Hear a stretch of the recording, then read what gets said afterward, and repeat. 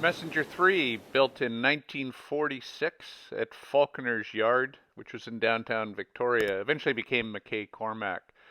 She was built for the Shantymen's Christian Association, and it was built to support the hospital they built in Esperanza in 1937. And they also had three church camps on the coast, one in Pachina Bay, one in Ferrier Point, entrance to Esperanza Inlet, and a third one in Quatsino Sound, Rupert Inlet. It was designed off the lines of Jack Homer's trawler, the Nip and Tuck. She was in service from 1947 to 67 with the Shantymen, and then it was purchased by Blaney and Almeida Scott as a pleasure boat and also the research boat for Scott Plastics. The Scotty Downrigger was designed on Messenger 3.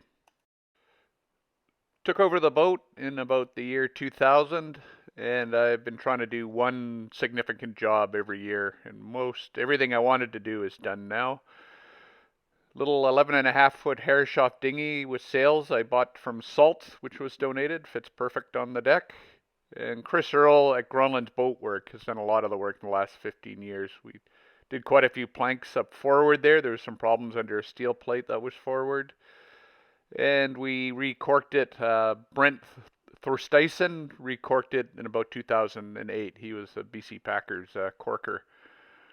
The side decks there, fir, they were redone by Ron Pritchard in about 1976, and they've been recorked a couple times, but all the wood's still original there.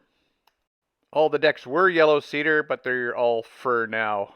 Moving aft, Ulrich Breiner did a lot of work in the 80s and 90s, that cool little step, the settees, and some of the doors there. The aft deck was redone by Chris Earle and Yoni Hilden last year when we redid the steering also. And you can see the doors redone in yellow cedar by Tom Vestergaard and Ulrich. The buff aft trunk cabin deck was redone by Chris a couple of years ago. Plywood and Dynel over the original deck. A new hatch there by Dave Sharp in Vancouver. And the best bunks on the coast with little tents on them. Mark Wallace rebuilt those probably 15 years ago. Forward, the foredeck was redone by Ted Knowles in 2001. All the decks are traditional, corked with cotton, and amazingly that deck has not leaked a drop in 20 years. Ideal windlass, great 12-volt windlass I've had rebuilt, motor rebuilt, still works well. Forward hatch built by Tom Vestergaard at Groenland's Boat Work with a great port light that came off an old ship which just happened to fit perfectly. Builder's plaque, 1946, Falconer Marine, right where the Coast Hotel is in downtown Victoria now. Moving into the aft cabin, there's really not hardly anything original in this cabin. Completely redone by Blaney Scott during his tenure owning the boat. Beautiful yellow cedar mahogany inlaid deck that Blaney built. Probably the only original bit of those cabinet and drawers there under the sink. Dickinson diesel stove oven. You'll see a little flap on the aft door there. That was to allow stretchers to get into the aft cabin. They used to do the odd surgery on the galley table, no doubt.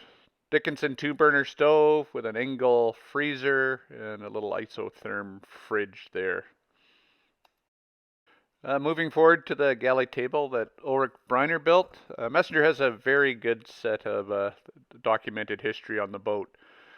20 years of refits in picture books, and there's been at least 4 books written about Messenger. The latest was Looking Astern by Earl Johnson, one of the skippers, and an early book called Splendor from the Sea. A lot of these books are very religious based, but Percy Wills and Dr. McLean have really good stories, lots of good seamanship, and some fascinating medical adventures over the years. Messenger's participated in a lot of wooden boat shows over the year, including the second Victoria Classic Boat Show, which was the first year they allowed power boats in, and mostly almost every show since then. You can see a few plaques with two-time winner of Master of Disaster. I'm in first place in that one. So a few trophies, not the best ones, but we've participated in a lot of different events over the years. R2K, Britannic Shipyards, and a lot of Victoria boat shows. We get involved in a lot of these. Of interest, when the shantyman Percy Wills sold the boat, they made it clear you better not take this religious plaque down or there'll be some bad luck, so I'm afraid to take that down. There's Messenger in her original arrangement. That'd be 1947. Not a lot's changed. Square windows for port lights, let more light in. That's mostly it. And there's a later picture with the derrick installed. The old radio davit's gone. And a picture of her commissioning in 1947, and that would be right in front of the Parliament buildings before the docks were built in front of the Empress.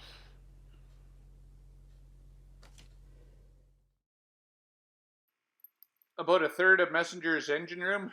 There's the Gardner 6LW, which I rebuilt with Alan Hastings around 2003. New rings and liners, and it's ticked along perfectly as it has since 1957. Old and new in the engine room. Old knife switch fuse panels, but there's solar power, battery chargers, now a water maker, inverter for 110. So it's a mix of very old and very new, and bits to fix everything. So it's a great to have a workshop you can stand up in a boat. And they designed the boat for the West Coast. The engine room was the most important thing.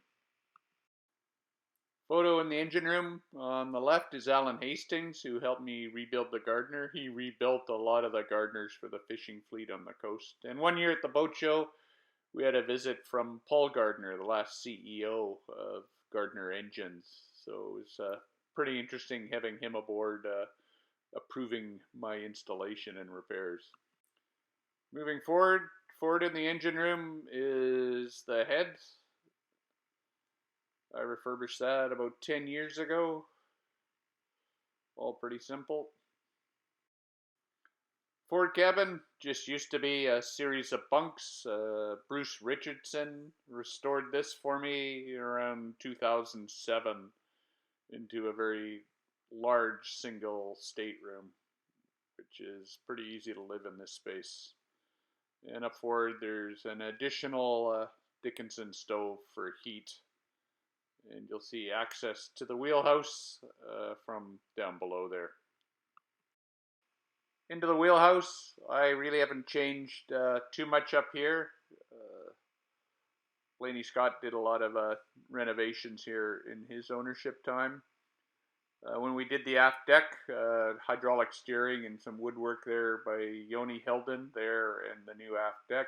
You'll see an extra flap in the door here. Again, that was for stretchers, to get stretchers aboard. Gardner engine panel. And I did put a cheater in. Smartest thing I ever did for a boat like this was 72 horsepower. I put a bow thruster in, electric bow thruster, and everybody should have a cannon. Small, simple, very fish boat type wheelhouse. And of course, a chart table for when boats used to have charts. It really is a very fish boat type wheelhouse.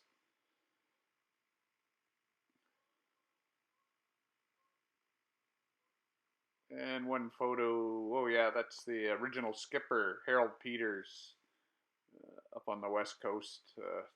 I met him a couple times on the boat.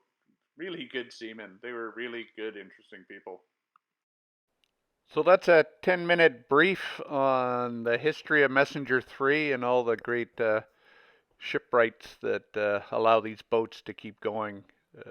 She's Ted Knowles refastened her. I forgot to add that in about 25 years ago with galvanized nails. She's as good a shape as she's been probably since she was built.